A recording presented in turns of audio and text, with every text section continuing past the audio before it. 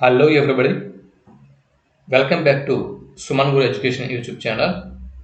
Dear friends, AP Mega DSC 2024-25 preparation ఎలా అవుతుంది? కొంతమంది టెట్ మళ్ళీ కండక్ట్ చేస్తారని కొంతమంది మళ్ళీ టెట్ కండక్ట్ చేయొద్దు, డైరెక్ట్గా డిఎస్సి నోటిఫికేషన్ వేయండి మహాప్రభు అని కొంతమంది, లేదా టెట్ కమ్ టీఆర్టీ ఒకేసారి కండక్ట్ చేస్తారా అన్న డైలమాలో కొంతమంది. అసలు ఏంటిది అంతా కూడా అనుకున్న టైంకి డిఎస్సి నోటిఫికేషన్ రాలేదు అని చెప్పి మరి కొంతమంది. ఈ టెట్లో ఏదో పెద్ద స్కోరింగు సాధించేస్తామని చెప్పి ఎన్నో ఆశలతో వెళ్ళాము, పేపర్ ఇలా రాసామేంటి, పేపర్ చాలా టఫ్గా ఉంది, కనీసం క్వాలిఫై కూడా కాలేకపోయాము అని కొంతమంది. ఇలా రకరకాల ఆవేదనలతో ఒక్కొక్కరు ఒక్కొక్క సిచ్యువేషన్లో ఉన్నారు. సరే, ఇవన్నీ కూడా మనం పక్కన పెడదాం. ఇప్పుడు ఎవరైతే డిఎస్సి కోసం సీరియస్గా ప్రిపేర్ అవుతున్నారో, సీరియస్గా అంటే నాకు ఇదే జీవితం, డిఎస్సి ఈసారి ఎలాగైనా కూడా నేను జాబు సాధించాలి, నాకంటూ ఒక ఉద్యోగంని నేను సొంతం చేసుకోవాలి అని ఎవరైతే కలలు కంటున్నారో అటువంటి వారు ఇవన్నీ పక్కన పెట్టి రెగ్యులర్గా మన వే ఆఫ్ ప్రిపరేషన్ కంటిన్యూ చేయాల్సి ఉంటుంది. అవునా? ప్రతి సెకను చాలా విలువైనది, ప్రతి నిమిషం ప్రతి సెకను చాలా విలువైనది. మనం వృధాగా గడిపిన సమయం మళ్ళీ తిరిగి రాదు. ఇప్పుడు ఈ పుకార్లన్నీ కూడా మెదడులో పెట్టుకొని ఆలోచిస్తూ కూర్చుంటే మొదటికే మోసం వస్తుంది. జరగాల్సింది ఎలాగా జరుగుద్ది, ఆలోచించినంత మాత్రాన మనం దేన్ని కూడా ఆపలేం. అవునా? కాబట్టి ఎగ్జామ్ ఈ క్షణం పెట్టిన రాయడానికి రెడీగా ఉండాలి, 6 నెలలు తర్వాత పెట్టినా కూడా ఎగ్జామ్ రాయడానికి రెడీగా ఉండాలి. మనం ఎగ్జామ్ రాయడానికే ఉన్నాం, జాబ్ కొట్టడానికే ఉన్నాం. కాబట్టి దాన్ని మాత్రమే దృష్టిలో పెట్టుకోండి. ఇప్పటికే చాలామంది ప్రైవేట్ విద్యా సంస్థలకి మీ పార్ట్ టైం ఉద్యోగాలకి వీటికి వాటికి సెలవులు పెట్టి లాంగ్ లీవ్ పెట్టి ప్రిపేర్ అవుతున్న వారు ఉన్నారు కదా మీలో. మరి ఇలాంటి సందర్భంలో మనం అన్నీ ఆలోచిస్తూ కూర్చోకూడదు. డిఎస్సి రంగం దీపం కదా, తాడో పేడో తెలుసుకుందాం. అది ఇంకా నోటిఫికేషన్ లేట్ అవుద్దా, వస్తుందా, అవన్నీ మనం పక్కన పెడదాం. నోటిఫికేషన్ వస్తుంది, డిఎస్సి ఎగ్జామ్ జరుగుతుంది, రాసుకున్నాం, జాబు వస్తుంది, అంతే. ఇంకేం ఆలోచించకండి. సరే, ఇప్పుడు మనం గవేషణ పాఠంని డిఎస్సి ఎగ్జామ్ ఓరియంటేషన్లో మనం తెలుసుకున్న ప్రయత్నం చేద్దాం. సరేనా? ఇంటర్మీడియట్ సెకండ్ ఇయర్ నుంచి తెలుగు టెక్స్ట్ బుక్ మనం తీసుకున్నాం. ఇందులో నుంచి గవేషణ అన్న పాఠ్యభాగంని ఆల్రెడీ గవేషణ పాఠ్యభాగం కవి శ్రీశ్రీ గారి గురించి ఇదివరకే నేను మీకు 2 వీడియోల్లో డీటెయిల్డ్గా చెప్పాను. ఇప్పుడు ఆ పాఠ్యభాగం యొక్క సారాంశంని, ఇతరత్ర విషయాలని ఎగ్జామ్ ఓరియంటేషన్లో మనం చెప్పుకుందాం, వాటిని స్టడీ చేద్దాం. ఇక్కడ చూడండి, మీరు స్క్రీన్ మీద చూస్తున్నారు గవేషణ. అవునా? ఇంటర్మీడియట్ సెకండ్ ఇయర్ ఉపవాచకంలోని మొదటి పాఠం గవేషణ. గవేషణ పాఠం కవి పేరు శ్రీరంగం శ్రీనివాసరావు గారు. ఈయన గురించి ఇదివరకు 2 వీడియోలు మనం రూపొందించాం, కంటెంట్ ఫుల్గా ఇచ్చాను, చూసుకోండి. ఈ వీడియో కింద డిస్క్రిప్షన్లో ఇస్తున్నాను. అలాగే మీరు మన యూట్యూబ్ ఛానల్లోకి వెళ్ళి, సుమన్ గురు ఎడ్యుకేషన్ యూట్యూబ్ ఛానల్లోకి వెళ్ళి ప్లేలిస్ట్లో ఏపీడిఎస్సి 2024-25ని ఓపెన్ చేస్తే ఇందులో శ్రీశ్రీ గారి గురించి పూర్తి వివరాలు మీకు కనిపిస్తాయి. ఇకపోతే ప్రక్రియ, ఇది శ్రవ్య రూప నాటిక. గవేషణ అనేది శ్రవ్య రూప నాటిక అన్న ప్రక్రియకి చెందుతుంది.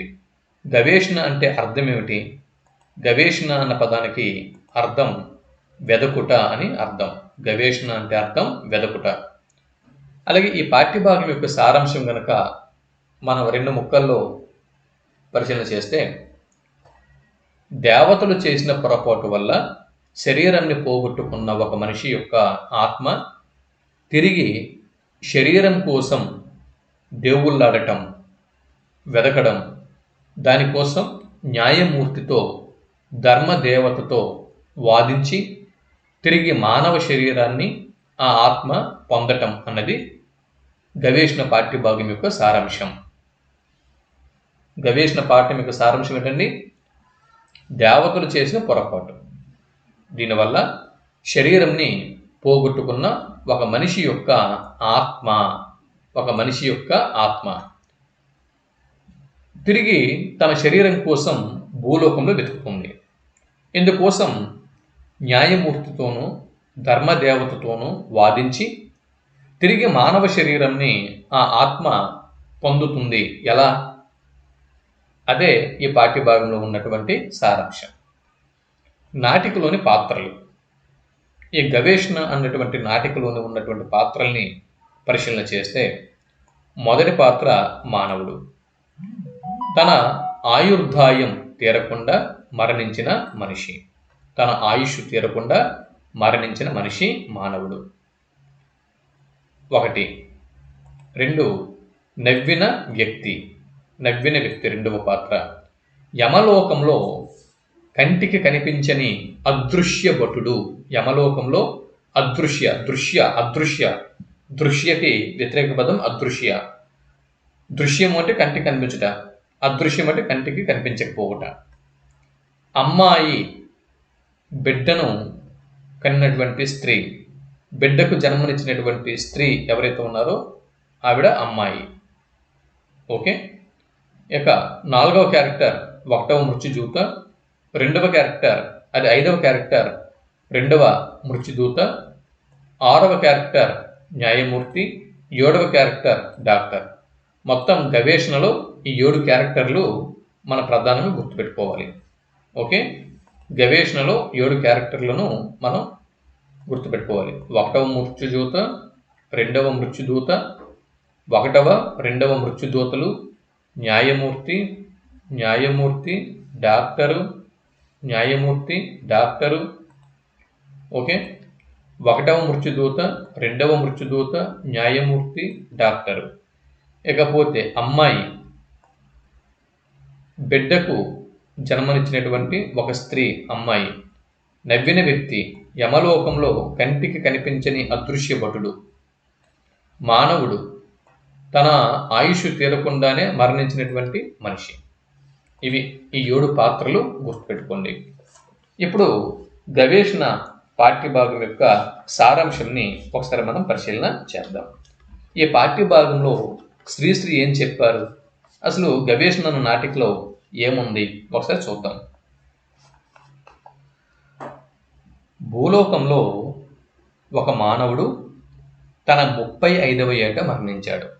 35 సంవత్సరాల వయసు ఉన్నప్పుడు మరణిస్తాడు. ఆ మానవుడి ఆత్మను మృత్యుదూతలు మరో ప్రపంచంలోని న్యాయస్థానానికి తమ పై అధికారుల ఆజ్ఞ ప్రకారం తీసుకు వెళ్తున్నారు. మధ్యలో మానవుడు లేచి తాను బ్రతికే ఉన్నానని, తాను భూలోకానికి పోతానని మృత్యుదూతలతో వాదిస్తాడు. ఆ మానవుడి విషయంలో ఏదో పొరపాటు జరిగిందని, అతడు బ్రతికే ఉన్నాడని మృత్యుదూతలు కూడా గుర్తించి మానవుడి యొక్క ఆత్మను మరో ప్రపంచం న్యాయస్థానానికి అప్పగించారు. అక్కడ న్యాయమూర్తి కళ్ళు లేని స్త్రీ. అక్కడ మరో ప్రపంచంలో ఉన్నటువంటి న్యాయమూర్తి కళ్ళు లేనటువంటి ఒక స్త్రీ. ఆ న్యాయమూర్తి మానవుడి ఆత్మతో తమ లోకంలో తప్పు జరిగిందని, తమ లోకం అంటే ఏది? అదే మరో ప్రపంచం, యమలోకం. తప్పు జరిగిందని, ఆ మానవుడికి ఇంకా 5 సంవత్సరాలు ఆయుర్దాయం ఉందని తీర్పు చెప్పింది. ఆ న్యాయమూర్తి చెప్పినటువంటి ప్రకారము దేవదూతలు మానవుడి ఆత్మను అతని బంధువులు అతని గ్రామంలో విడిచిపెడతారు. మానవుడి యొక్క ఆత్మను అతని గ్రామంలో విడిచిపెడతారు. కానీ అప్పటికే ఆ మానవుడి యొక్క శరీరంని అతడి బంధువులు కాల్చివేశారు. మానవుడి ఆత్మ తన శరీరం కోసం వెతికింది, కానీ కనబడలేదు. మరో ప్రపంచానికి వెళ్ళి తన శరీరాన్ని తనకు తిరిగి ఇమ్మని న్యాయమూర్తికి ఫిర్యాదు చెయ్యాలని మానవుడి ఆత్మ అనుకుంటుంది. మానవుడి ఆత్మ ధర్మదేవతను పిలిచింది. యమలోకంలో కంటికి కనబడని ఒక భటుడు నవ్వుతూ మానవుడి యొక్క ఆత్మకు దారిలో కనబడుతుంది. తనకు లంచం ఇస్తే న్యాయమూర్తి దర్శనం ఇప్పిస్తాను అని ఆ ఆత్మ చెబుతుంది. మానవుడి ఆత్మ తనకు జరిగిన అన్యాయంని గూర్చి ఆ భటుడికి చెప్పింది. తన శరీరాన్ని కాల్చివేశారని, తాను గర్భిలం కప్ప శరీరాలలో దూరానని, ఆ బ్రతుకు తనకు నచ్చలేదని, తనకు ధర్మదేవత దర్శనం ఇప్పించమని మానవుడి యొక్క ఆత్మ ఆ భటుడిని కోరింది. ఆ నవ్విన యమలోక భటుడు మానవుడిపై జాలపడి అతడి ఆత్మను ధర్మదేవత వద్దకు తీసుకుని వెళ్తాడు. ధర్మదేవతకు మానవుడి ఆత్మ తన కష్టాన్ని చెప్పింది. తనకు మరొకడి బ్రతుకు వద్దని, జన్మరాహిత్యంని ఇవ్వమని మానవుడి ఆత్మ ధర్మదేవతను కోరింది. అప్పుడు న్యాయమూర్తి మానవుడి ఆత్మను, నీవు నీ ఇష్టం వచ్చిన శరీరంలో ప్రవేశించు, నీకు పూర్ణ ఆయుర్దాయం ఇస్తాను అని చెబుతుంది. తాను కొత్త జీవితం ప్రారంభిస్తానని, తన్ను ఓ అమ్మ కడుపులో పారేయమని మానవుడి ఆత్మ ధర్మదేవతను కోరింది. అప్పుడు ధర్మదేవత కరుణించి ఆ మానవుడికి పూర్తి ఆయుర్దాయం ఇచ్చి భూలోకంలో ఒక ప్రసూతి వైద్యశాలలో ప్రాణం లేకుండా పుట్టిన శిశువు శరీరంలో ప్రవేశించుమని చెప్పింది. దానితో మానవుడి ఆత్మ చనిపోయాడు అనుకున్న శిశువు శరీరంలో ప్రవేశించింది. ఈ విధంగా యమలోకంలో జరిగిన పొరపాటు కారణంగా మరణించిన మానవుడు తిరిగి మానవలోకంలోనే శిశువుగా పూర్తి ఆయుర్దాయంతో పుడతాడు. ఇది గవేషణ పాఠ్యభాగం యొక్క సారాంశం. అయితే ఈ గవేషణ పాఠ్యభాగం ద్వారా శ్రీశ్రీ సమాజంలో కొన్ని మార్పులను ఆశించారు. అవేవో ఒకసారి చూద్దాం. సమాజంలో అవినీతి, లంచగొండితనం, అధికారుల నిర్లక్ష్యం పెరిగింది. సమాజంలో ఏమి పెరిగింది? అవినీతి పెరిగింది, లంచగొండితనం పెరిగింది, అధికారుల నిర్లక్ష్యం పెరిగింది. న్యాయ అధికారులు గుడ్డివారిలా మారి అన్యాయపు అధికారుల మాటలకు లొంగిపోవటం జరుగుతూ వస్తున్నది.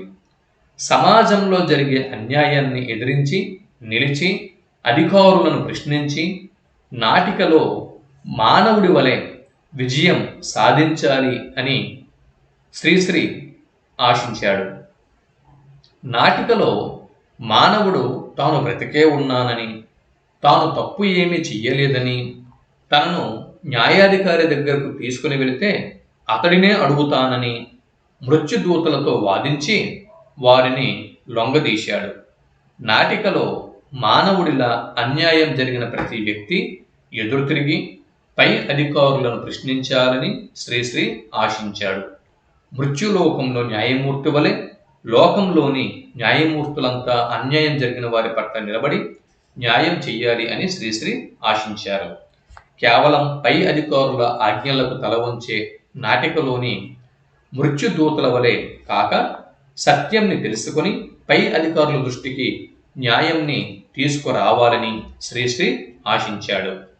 నరకంలో అంటే నరకలోకంలో కూడా లంచాలు ఉన్నాయని, న్యాయశాలల్లోని ఉద్యోగులు సైతం లంచాలు తీసుకొని న్యాయమూర్తులను తప్పుదారి పట్టిస్తున్నారని, అది తప్పు అని, న్యాయమూర్తులు ఈ నాటికలో ధర్మదేవతల న్యాయం వైపే నిలవాలని శ్రీశ్రీ కోరుకున్నాడు. లోకంలో అన్యాయం, లంచగొండితనం పోయి ధర్మం నిలవాలని, నిరపరాధులకు శిక్షలు పడరాదని, నిరపరాధులను న్యాయమూర్తులు, అధికారులు ఆదుకోవాలని, అధికారులు తమ తప్పులను సరిదిద్దుకోవాలని శ్రీశ్రీ ఈ నాటిక ద్వారా సమాజంలోని మార్పుని ఆశించారు. ఇదండి, ఇది గవేషణ. అంటే ఇక్కడ చదువుకొని వెళ్ళిపోయినని చెప్పి అనుకోకండి. మీకు ఇక్కడ స్క్రీన్ మీద కనిపిస్తున్నాయి. పాఠం పేరు శ్రీశ్రీ గవేషణ, ప్రక్రియ శ్రవ్య రూప నాటిక. గవేషణ అనగా అర్థము వెతుకుట, సారాంశము ఇక్కడ మీకు నేను ఇచ్చేసాను, నాటికలోని పాత్రలు ఇచ్చేసాను. అసలు నాటికలో ఏముంది అన్నది ఇప్పుడు నేను ఈ ఒక కథనం అనేది ఈ వీడియోలో వినిపించడం ద్వారా మీకు విషయం ఏంటనేది అర్థమైంది. విషయం ఏంటనేది అర్థమైంది కాబట్టి ఇక ఎగ్జామినేషన్ హాల్లో బిట్టు ఏ విధంగా వచ్చినా కూడా మీరు దానికి జవాబుని రాయగలరు, గుర్తించగలరు కదా. కాబట్టి వీలైతే ఒక 2 సార్లు ఈ కథని, గవేషణ కథని ఒకసారి మీరు వినండి, సరేనా. ఇది గవేషణ పాఠ్య భాగం యొక్క కథలోని సారాంశం. తర్వాత మరో పాఠ్య భాగంతో మళ్ళీ కలుద్దాం. అంతవరకు సెలవు. నమస్తే.